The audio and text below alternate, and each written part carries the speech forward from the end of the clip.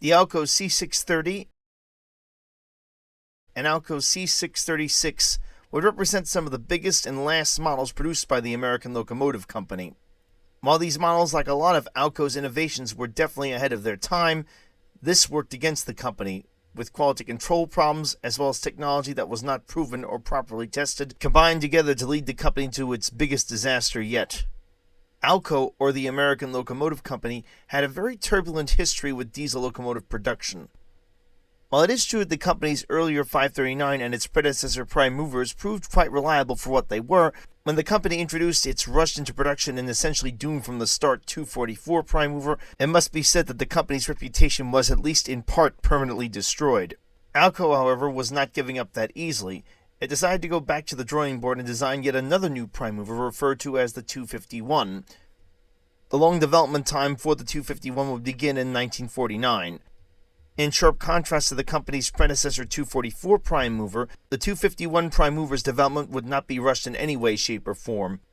It wouldn't be until June of 1954 when the six-cylinder variation of this new prime mover made its debut in Alco's new S5 switcher. The S5 is notable as it was the first new switcher from the company in quite some time, with the most recent switchers all being propelled with the 539 prime mover, the S2 having been introduced just before World War II, and its successor in the current model before the S5, the S4, being heavily based upon the S2, introduced in 1949. It wouldn't be until February of 1956 when Alco finally introduced its first road switcher based upon the 251 prime mover, again with 12 cylinders and 1800 horsepower, known as the Alco RS11. Despite having 50 more horsepower and a much more efficient 12-cylinder turbocharged 4-cycle combustion prime mover, the unit only managed to sell 431 units, in sharp contrast to the competing GP9, which again had 50 horsepower less, but managed to sell over 4,000 units. In addition to issues with reliability from the 244, one of the main reasons for this model's lack of sales came from the fact that EMD had managed to get its GP9 out before this locomotive, and essentially Alco missed its window. This is again caused by the fact that Alco took its time and carefully developed the 251 into a very robust and reliable power plant, something the 244 unfortunately wasn't in many of its versions until the end of its production.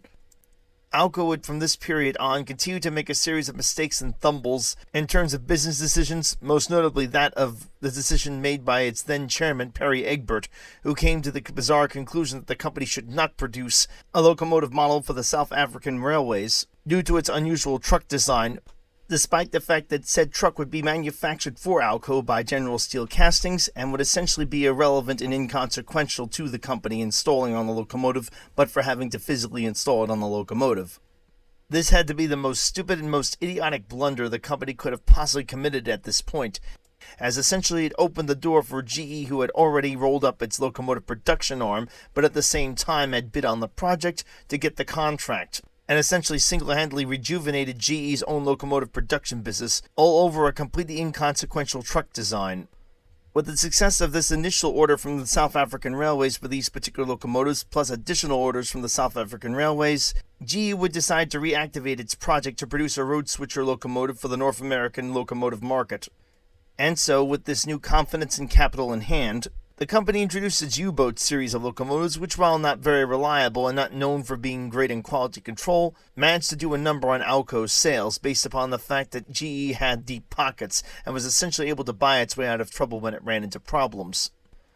Not to mention the fact that GE, unlike Alco, was in the financial position to allow its customers to finance its locomotives, paying them off over time, as opposed to said railroad company looking to buy one of Alco's products having to have the cash on hand to purchase the locomotive, or in some cases making as few as 2 lump sum payments.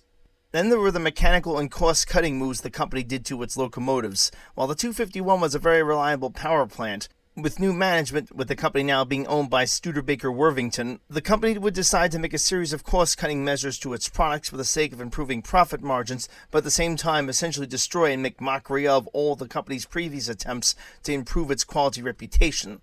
Most notably the inferior alloys being utilized for the piston caps on the 251 prime movers. These would lead to the pistons wearing out prematurely and requiring major prime mover work to be done to these particular prime movers. Luckily, the company got a handle on this pretty quickly and went to steel piston caps. which, in addition to fixing the issue with the prime movers, drastically enhanced the longevity of these prime movers, allowing them to run for years and years without any major overhauls. Then there was the infamous aluminum cable debacle, which was supposed to save money on electrical components. Aluminum, of course, lacking the conductivity of copper, as well as not being resistant to corrosion as copper, led the locomotives equipped with this sort of wiring system to develop major electrical faults, further tarnishing Alco's reliability reputation at a time which it really couldn't afford to deal with situations such as this. It was now the early 1960s, the height of the horsepower war for North American locomotive manufacturers. And indeed, there was a lot of talk circulating new models coming from both GE and GM that would both have 3,000 horsepower apiece and both 4- and 6-axle configurations. The 6-axle specifically was becoming a new segment of the market that was growing rapidly as railroads adapted to the extra axle's ability to handle heavy grades as well as long trains, or both at the same time. The extra traction motors on the trucks reducing the need for additional helper locomotives in steep graded areas. To this end, Alco decided to rush into production its new model C630. Again, translating its name, the C stands for Century, as being part of Alco's Century series of locomotives and all of its enhancements, including the positive pressurized engine compartment, which was now a standard in locomotives at the time. The 6 indicating that these locomotives had 2 trucks with 3 axles apiece for a total of 6 axles, and 30 standing for 3,000 horsepower. The 3,000 horsepower these locomotives made would be achieved with a 16-cylinder variant of Alco's 251 turbocharged prime mover, now freed from the infamous piston cap and steel cable debacles. Alco quickly again developed the locomotive in haste, getting it out in 1965 before the January of 1966 debut of EMD's competing ST40 series of locomotives. Unfortunately, this would lead to quality control issues once again for Alco. With initial sales of the C630 looking successful, the company decided to take it to the next level and would produce the model that would be the most powerful locomotive Alco would ever produce, known as the C636, which would start development in 1965 just after the release of the C630 and be put into production in 1967. Very similar to the C630, utilizing the same body, traction motors, and trucks. The main difference with this locomotive was its generator, alternator, and of course its prime mover. Again, another 251 16-cylinder turbo variant, specifically the 251F. A variation of this would actually be used to power the Alco PAs that were rebuilt by the Delaware and Hudson, although in its 12-cylinder form, that was upgraded to make 3,600 horsepower. To say the sales for these 2 locomotives were disappointing was an understatement, to put it mildly. The C630, for example, only sold 133 units, including those produced by the Montreal Locomotive Works.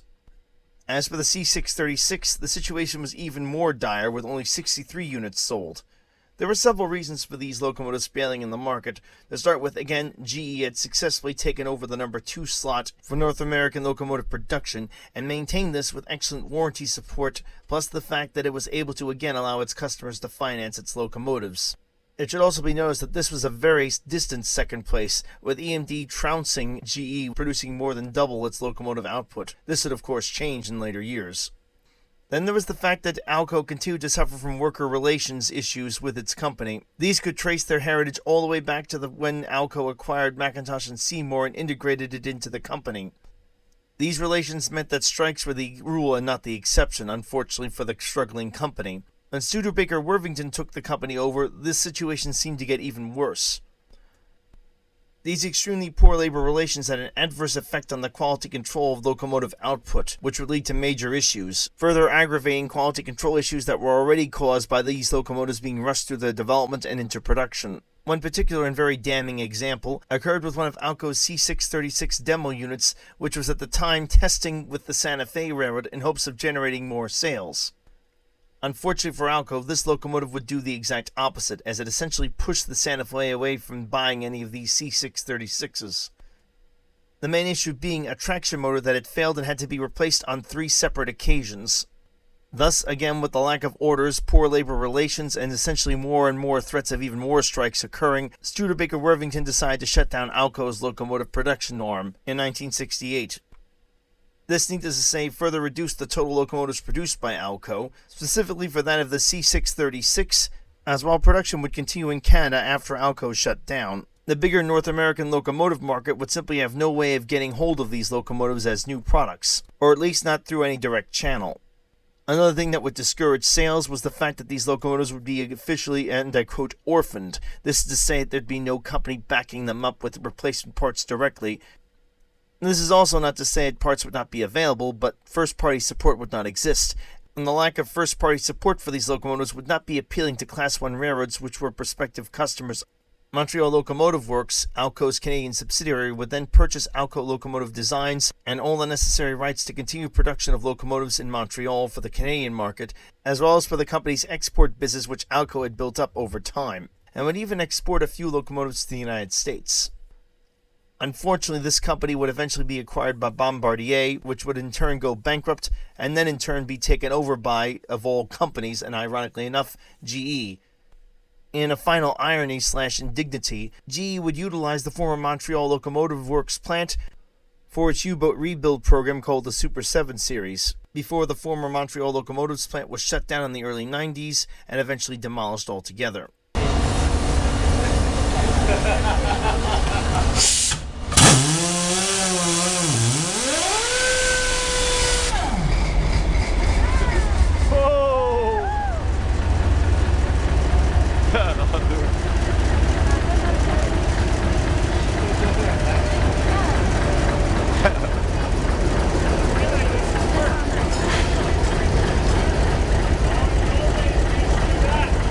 Today, and surprisingly so, one can still find some C630s and C636s in service with short line as well as regional railroads around the United States, most notably the Delaware-Lackawanna, who in more recent times has acquired some former Western New York and Pennsylvania C630s, after that company went to a more EMD-centric roster. As for the domestically produced C636, the situation is far more dire, with many of the railroads scrapping these locomotives early into their lives, as they no longer had first-party support, and they had little value on the second-hand market at the time. The Delaware and Lackawanna owns just 2 of these locomotives, and has acquired several of the M636s, which were produced by Montreal Locomotive Works, the company being very fond of these locomotives due to their ability to pull heavy loads, and their general robustness. Another interesting note on the C636, 4 of these units were sold to Australia, specifically to that of Road River Iron Works, which utilized them to pull iron ore trains. The same company would contract A.G. Goodwin of Australia, as well as Commonwealth Engineering, to produce more of these locomotives for use on their iron mines. 3 from Commonwealth and 7 from A.G. Goodwin. Other companies such as Hammersley Iron, as well as Mount Newman Mining. Hammersley Iron, for example, would contract Goodwin for 19 units, and Commonwealth for an additional 8, while Mount Newman Mining would contract A.G. Goodwin for 16 units, and an additional 21 from Commonwealth. A few of these locomotives continue in service in Australia to this day, having been rebuilt. A few are preserved as well. In many ways, Alco's Big Sixes represented the end of the company's life. One desperate shoot before the buzzer, one last play before the final whistle blew. Unfortunately, it was not enough to save the company, who continued to deal with a bad reputation for serious quality control and quality issues in general, as well as reliability, as well as the fact that the locomotive market in the United States was beginning to shrink, having been mainly taken over by EMD and GE, who with their mass production abilities simply pushed this small competitor out. And that's going to do it for this video. If you liked it, give it a thumbs up. If not, thumbs down. Please like and subscribe, and as always, keep the metal side down.